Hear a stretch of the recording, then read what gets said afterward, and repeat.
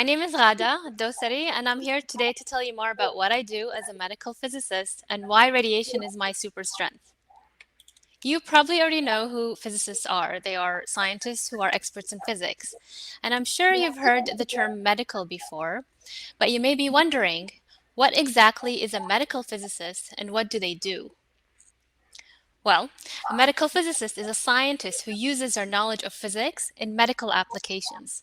And there are many medical physicists who work in hospitals, but we tend to work in the background, so don't be surprised if you haven't seen us around. We work in different areas in medicine, which we call medical physics specialties, and my medical physics specialty is called radiation therapy. That is using radiation to treat diseases which are often cancer. So let's talk about that. It's a bit warm today, I think. First, you may be wondering, what kind of radiation do we use to treat cancer? That's better. The faster I wave this fan, the more energy I create. Well, to answer your question, let's take a look at this picture over here. This is the electromagnetic spectrum, which shows different types of radiation waves and their wavelengths, which is related to their energy. So the shorter the wavelength, or the faster that wave pattern repeats, or with more frequency, then the more energy it creates, just like that hand fan. Now, you may recognize that there are different types of radiation on this picture, and most of the ones that you use at home tend to be on the lower energy range, like your phone or the TV. But if we look at the higher energy range over here, we see X-rays and gamma rays, and those are the type of radiations that we use in medicine. So what do we do to produce these type of high energy radiations? Well, we use special powerful machines called LINACs that take tiny particles called electrons and shoot them through a tube that's called a waveguide, and that tube is located right over here. And these electrons move at a very high speed. They go so fast and they keep gaining energy because they just keep getting pushed and pushed through that tube that eventually when they reach the end, they hit a metal target and then bang, radiation waves are created. These radiation waves have enough energy to go deep inside a patient's body to destroy cancer. Now, as medical physicists, we know all about these machines. We know all about the physics that make them possible, and we use our physics knowledge to help treat cancer patients with radiation. So let me tell you how we do that. There are a few initial steps that happen before a patient receives the radiation therapy treatment. So to take us through the process, let's consider an imaginary patient who will be receiving radiation treatment. And let's say our patient will be Bruce Banner. He goes to a radiation oncologist, which is a type of doctor that uses radiation to treat disease. And the radiation oncologist confirms that, unfortunately, Bruce has a cancer tumor in his chest over here, and that he needs to receive radiation treatment to feel better. But first, the doctor, the radiation oncologist, must be able to see the shape and the size of that cancer and decide how to treat it. So what do you think? Can you guess how the radiation oncologist will know this information? If you go to the poll section, there's a question that's set up for you. Take a look at your options. How can the radiation oncologist know the exact shape and size of Dr. Bruce's banner and decide how to treat it? What do you think? Will they use visible light to take a photo? Sound waves to listen to it? That's what the stethoscope is for, right? Will they use X-rays to create a CT scan image or infrared waves to measure its heat pattern? I'll give you a few seconds. Looks like you guys are getting it though, yeah. So the first step is to use X-rays to get a 3D image called a CT scan of our patient, or our friend in this case, Bruce. After his scan, Bruce gets to go home for a while, and then we, as medical physicists, work with our team to prepare for his treatment. So the CT scan provides 3D information on the inside of Bruce's body and allows his doctor to find out exactly where his cancer is, more about its size and its shape, and how much radiation she would like to deliver or prescribe to the cancer. We will then use sophisticated computer software to calculate where the radiation should be delivered from, which angles should be used with respect to Bruce's body, how much radiation should be delivered from each side using this machine.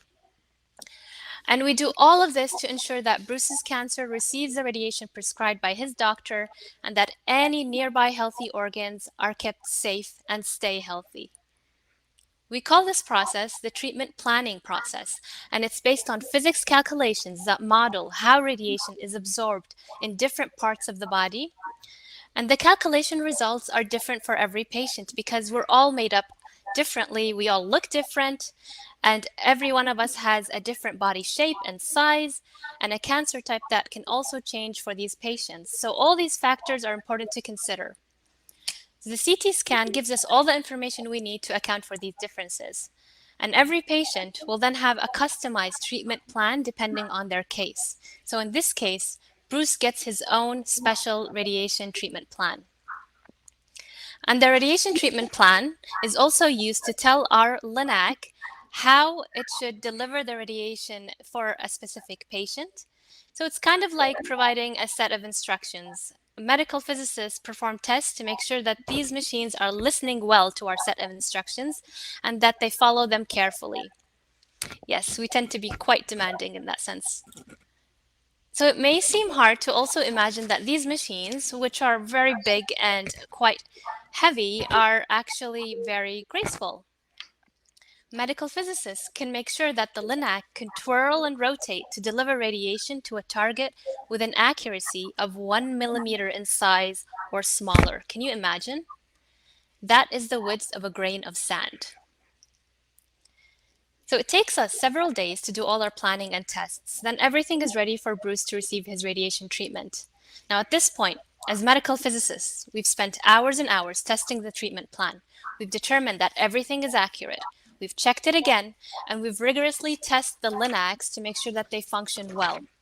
We work days and evenings sometimes, so there really is a lot of behind-the-scenes work that we do.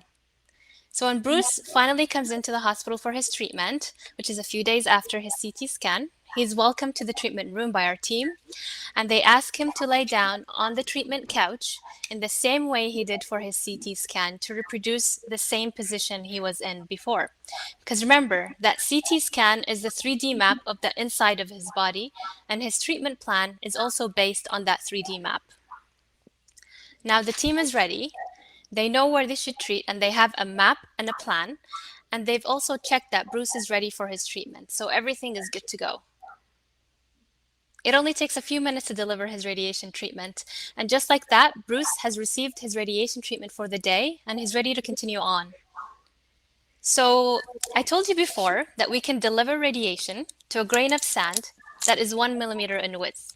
So we have this cancer target, and we can aim our radiation at it pretty accurately, actually even better than that, more like that. But what happens if our target is moving? We ask patients to lay still while we deliver the radiation treatment, and they do, but sometimes there are movements that no one can control, like breathing. We are humans after all, we need to breathe. I mean, even our radiation-induced superhero Bruce needs to breathe. Imagine his cancer that's in his chest keeps moving as he breathes. What do you think will happen? It's really not a problem for medical physicists because we're well equipped and can handle these types of challenges. So one of my research interests is something called respiratory motion management, which allows me to use my physics knowledge to account for breathing motion and the cancer's motion during radiation treatments so that we can make sure that radiation is always delivered to the cancer target accurately. To do this, we use different types of cool physics tricks, like we can calculate and create a model that accounts for the breathing motion and the cancer's motion, and then instruct our LINAC to only deliver radiation when the cancer is in a specific position. So for example, we can say when the cancer target is in this position, deliver the radiation. If it moves, stop. When it comes back, deliver. If it moves, stop. And on until the full radiation that is prescribed by the doctor is delivered to that cancer. There's another way we can implement for motion management, which is by something called tracking the target or target tracking. And this way, what we can do is we can continuously deliver radiation as the target moves. And we do this by using a special LINAC that can be programmed to follow a cancer target as it moves while we breathe. Now, all these applications rely on physics principles and mathematical equations, which is something that I really love about being a medical physicist. I honestly think that being a medical physicist is a very rewarding career. I get to take care of really fancy machines, our LINACs, that look like they're something that's straight out of the Avengers. I help a league of experts harness the power of its radiation, and we can guide radiation to a moving target to destroy it no matter where it is and help treat patients. Now, isn't that a super strength? Thank you. I'm happy to take any questions.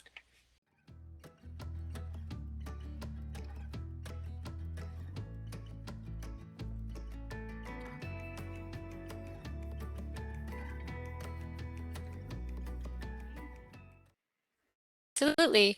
So we have a special type of LINAC that's it's based on a robotic concept. It's not like this one. It's a little bit different. If you're familiar with how they build cars, they use this robotic arm, right, to kind of pick up little pieces and put them into places. So what in medical physics, what happened was they took that concept and then they added the radiation producing device, the LINAC, on top of the robotic arm. So what happens is you get this 6 degree of freedom that allows you to keep moving, changing rotations and angles. And in order to track the cancer itself, we implant a marker in the cancer itself so that this LINAC allows you to account for that motion. So the LINAC also it relies on another system. I didn't really explain it that much, but it has an imaging system that continuously takes like rapid imaging and picks up on that motion and can move to adjust for that motion, basically. It's pretty neat. That's amazing.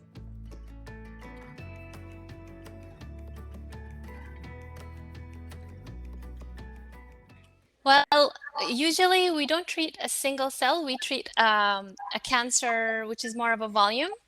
And radiation oncologists are really good at accounting for potentially missing or uncertainties in that sense. So what they do is they study the type of diseases that are there, and they know that some you will not be able to see on imaging.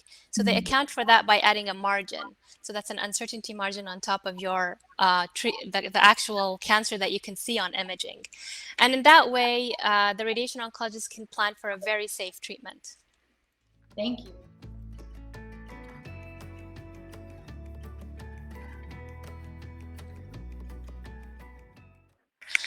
My path is, so everybody has their own story. My path personally was I did my undergraduate in physics, which gives you a lot of information and a lot of the basics of physics that you kind of need in medical physics. And then after that, I went ahead and did my medical physics training. And in this avenue, it would be you have the option of after you do your master's training, you can start working right away, or you can continue on to do your PhD if you like. What I did was I decided to get some clinical exposure. So I did my master's and then I did something called a residency in medical physics. And that gives you clinical training in medical physics, which is really important when you're working in a hospital environment. To be able to understand the medical physics aspects when you're related to patient treatment. After that, you do something called board certification, and that is a professional exam, kind of like our medical colleagues. They do their residency, fellowships, and board certification. And in my case, I decided to do my PhD after the fact. So here I am, almost done with my PhD, but some people do it in different ways. I love hearing.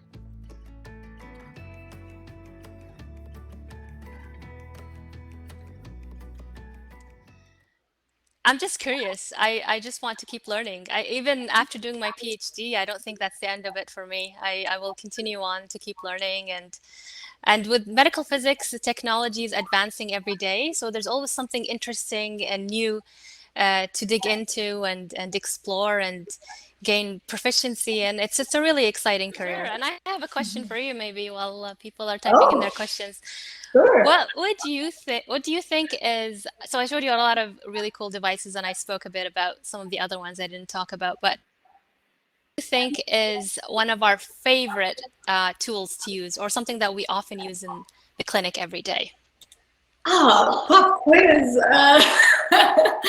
Okay, cool. We have me in the chat saying Anyone X-ray. can type in their answers. Feel free in the chat as well.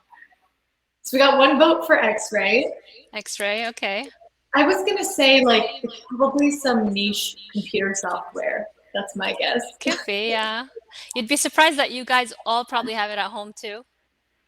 So that's a hint. Oh, a microwave? Calculator is one. I see Helen answered calculator. So yes, we do rely a lot on our calculators, but we also love tape.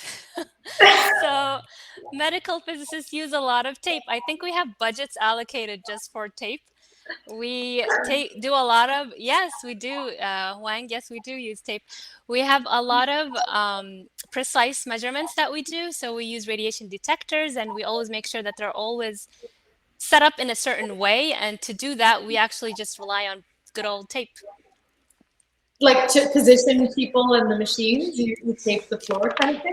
Well, not the people, not that Oh yeah, much. not the people, but like where radiation devices. So they're kind of like pens that we position in a certain place under the radiation beam, and we measure the amount of radiation with them. And to set them up, we put them in a specific position, basically, but to keep it still while the radiation beam is on, we tape it in place. So yeah, we end up using a lot of tape.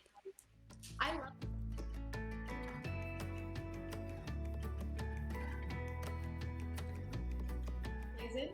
For sure. So radiation therapists are members of our team, and they are the ones who interact with patients on a day-to-day basis.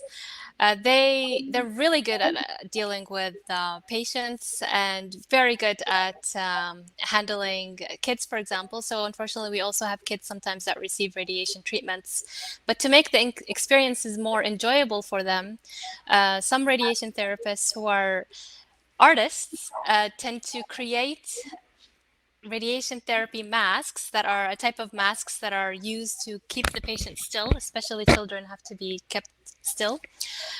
So they paint the masks to look like superhero characters, for example, or whatever the child wants. They could be a princess. They could be anything you could imagine, really. And that allows them to express their artistry in the field and make the patients feel more comfortable as well. Bringing in your own uniqueness and your own skill set is actually really advantageous in our field, because in medical physics we rely on a lot of different sciences as well. So coming in with different perspectives, being able to problem solve in different ways. You don't have to be, super straight A student to get into medical physics. It's a lot of creativity, a lot of different angles, and yeah, I invite you to explore it further. If you're also interested in the field itself or details, feel free to reach out to me on Twitter, on LinkedIn. I'll be happy to answer any questions. Oh, that's so fun.